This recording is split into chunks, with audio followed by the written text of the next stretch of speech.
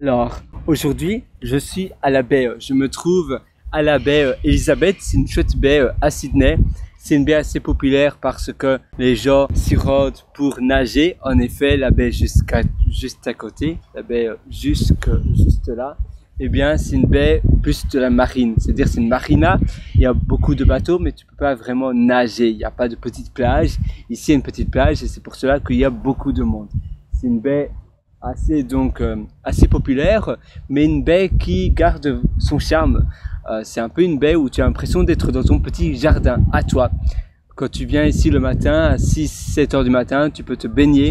Et moi d'ailleurs, je me suis baigné ce matin. Il y avait des poissons juste à côté de mes chevilles.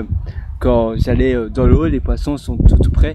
Ils viennent tout près. L'eau est assez, on va dire, relativement chaude. C'est pour cela que tu as pas mal de petits poissons. Tu as également des méduses. D'ailleurs, je me suis fait piquer par une méduse. C'était tout rouge ce matin également. Mais c'est une baie où j'aime bien me rendre parce que tu as vraiment une ambiance bienveillante. Tu as une ambiance, il y a des personnes qui font un peu de guitare. Parfois, il y a des personnes qui célèbrent un anniversaire de leurs enfants, par exemple, ou d'autres choses. Tu as des personnes qui viennent se rendre à cette baie pour lire, pour se détendre, ou bien tout simplement, comme ce que je suis en train de faire, pour parler.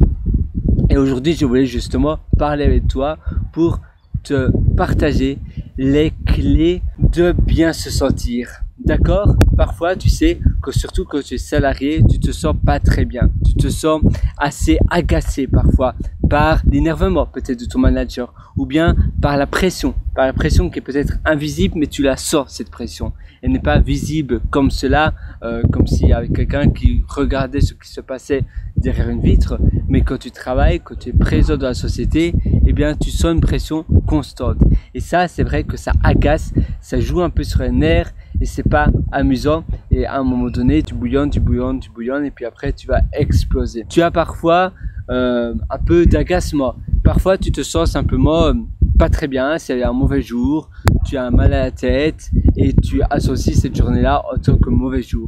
Parfois, c'est peut-être une petite dispute avec ton conjoint, ta conjointe, quelque chose qui s'est pas très bien passé. Et c'est là où il faut se dire, mais qu'est-ce que je peux faire pour arranger la situation?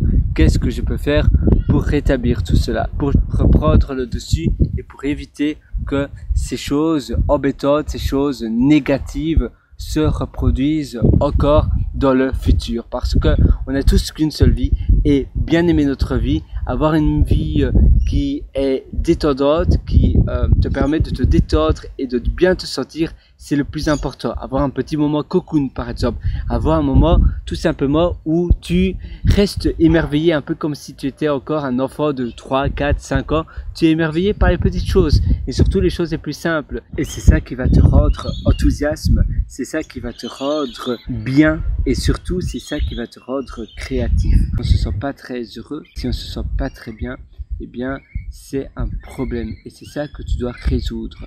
C'est de te sentir en alignation, de te sentir en accord avec tes valeurs et avec ton environnement.